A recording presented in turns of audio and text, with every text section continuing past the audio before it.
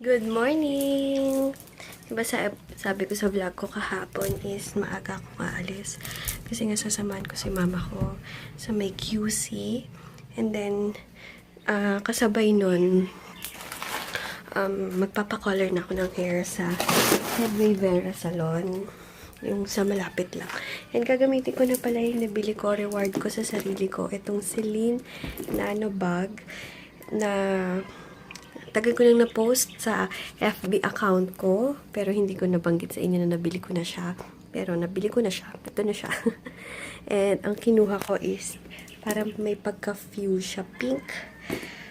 And then, nga pala, pag interested kayo sa mga authentic bags, sa yung mga bags na nabibili sa ibang bansa, maglalagay ako ng contact number sa ibaba para yun yung pinagkakatiwalaan ko pagdating sa mga original na bags.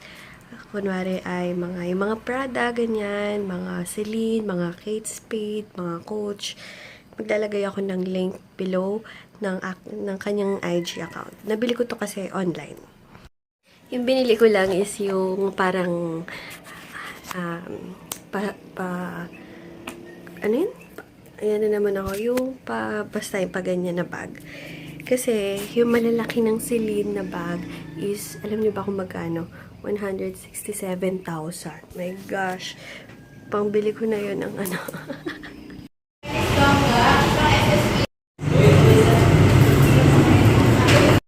Ayan guys. Labo. Tingnan ko kung bukas na yung parlor dito, yung Headway. Buti na lang walking distance lang dun sa pinuntahan namin. Ayan yung Headway. Wait lang. Sana bukas na.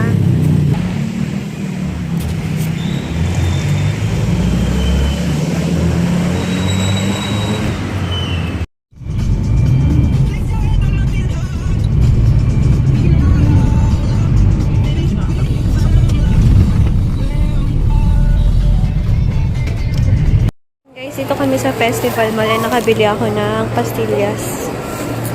Hello guys! Nandito na kami sa bahay. Sobrang pagod ko. And hindi na ako natuloy magpa-color ng hair. Diba sabi ko sa inyo is magpapa-color ako sa Headway. Diba pumunta na nga ako. Kaso kasarap pa siya. So hindi natuloy. And then malapit nang matapos yung mama ko sa ginagawa niya or sa kausap niya. Doon pa lang dumating yung stylist na mag-aano sa hair ko. So, hindi na natuloy. Grabe. Sayang nga eh. Gusto ko pa naman magpa-color doon. Kasi diba, sabi nila maganda doon sa Headway Salon. Headway Vera Salon na yun. Pero next time na lang. And then, nung umuwi na kami, nag-grab a car na lang kami. Scout Limbaga to Festival Mall. Nakapunta pa ako sa Festival Mall. Pero naghintay lang namin yung kuya ko doon. And then, umuwi na kami. So, yun. Then, nandito na kami. Nakatulog na ako ng mga 20 minutes. Then, eto na ako. Nagising na ako ng ganito yung itsura ko. And alam niyo ba, feeling ko guys, nangingitim ako sa sobrang init. Kasi di ba, pag umaalis ako, grabing init pa. Kaya dapat pala lagi akong naka-long sleeves and todo kapal pa rin talaga ng lotion, ng sunblock. Iba, matindi talaga. Feeling ko talaga, nangingitim ako. Feeling ko, mainis ako. Ito yung nabili ko sa Festival Mall. Itong pastillas de leche. 60 isang balot. Mahal no? Grabe. Good afternoon guys! And kakarating ko lang, kaya kakaligo ko lang. Alam ko, ang pangit yon yung pagod na liligo. Hindi ko matake ang sarili ko na lagkit, oily, ganyan kakapal yung ka-oilyan ko. And then, hindi ko talaga matake, kaya naligo ko kahit bawal. Last na yan. And ano oras na past 4 na, kaya super late na yung vlog ko today. Hindi ko alam kung may iba vlog pa ako, pero yun, kakaligo ko lang, wala akong lahat-lahat. Sarap mag-scrub. Alam niyo yun kasi nainitan ka. Then, pag nag-scrub ka, parang smooth na agad. Or smooth na ulit yung skin mo. Kasi, guys, FYI ha, pag nainitan kayo, then pag naligo kayo, mag-scrub kayo ha, and then, lotion talaga. With sunblock. Ako ngayon, alam niyo yung ginagawa ko. Pag naligo ako, maglo-lotion ako. Then, bago ako lumabas, maglo-lotion ulit ako kasi iba yung init ngayon. Talagang tagos. Kaya feeling ko, nangitim ako ngayon kasi di ba lagi ako maalis. Kaya ngayon, talagang pag umalis ako, susiguraduhin ko, konti lang yung init. Kasi hindi, sayang lang kinakadkad ko kung sobra talagang init. Mamaya magka-canvas ako ng aircon. Kasi di ba December ko pa balak? Kasi lamigin ako. Lamigin akong tao. Kaya okay lang sa akin electric fan. As in, okay lang. Pero yung init ngayon, hindi ko kaya. Kaya aircon ang katapat niyan. Dapat December pa. Noong December ang lamig-lamig. So sabi ko sa sarili ko, sayang, wag na kaya. Pang ano ko na lang, pang dagdag ko na lang sa gusto kong bilhin. Ayun. Hindi na natuloy. Kaya hindi na pa pwede to. Mamaya canvas ako. Kasama ko. Hindi ako bibili pa mamaya kasi walang taga-buhat. Pag nalang kasama yung papa ko, kasama ka yung kasambahay namin sa bahay para mag-canvas. Then, sana bukas mabili ko na kasi. Sana. Or pwedeng taxi pala, no? Ingot ko. So, yun.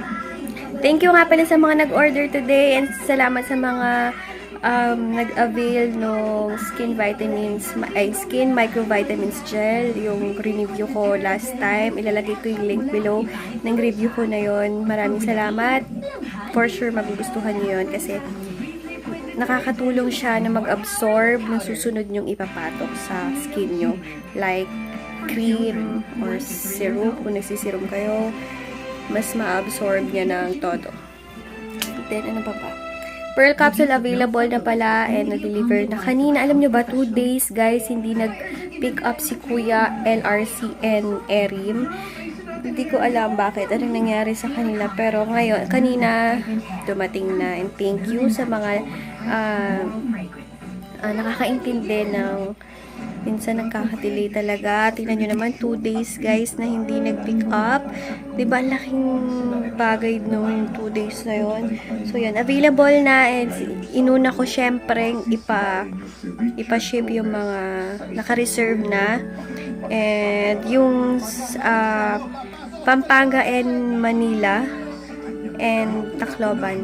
Uy, meron nga pala akong bagong dealer from Taguig siya. So, ipopost ko na lang guys yung kanyang contact number sa info box or ipopost ko sa FB page ko.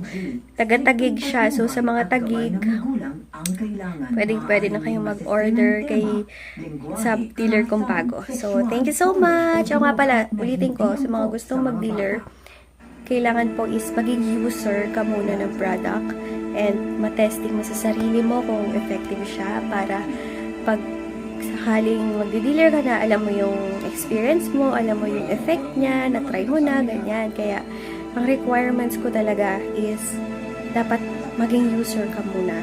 Kung hiyak mo or hindi, di ba alam mo? So, yun. Thank you so much sa lahat ng nag-order today. So, yun. Sige guys, mag-aayos muna ako. Hindi pa ako nag-toner and mag-sunblock ulit ako and then lotion.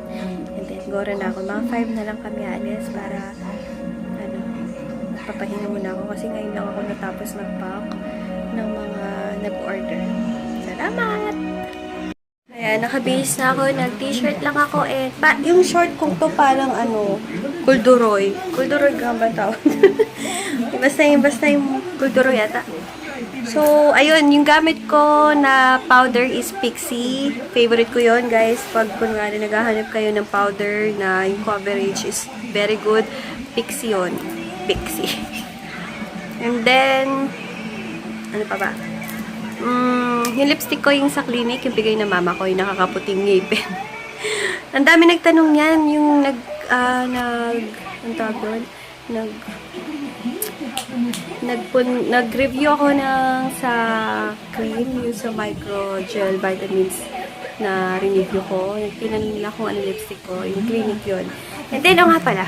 Kita sa inyo. Ito nakabili ako sa Japan store. Ito, basta ganitong perfume. 66 pesos lang din ang bango-bango. Jordache.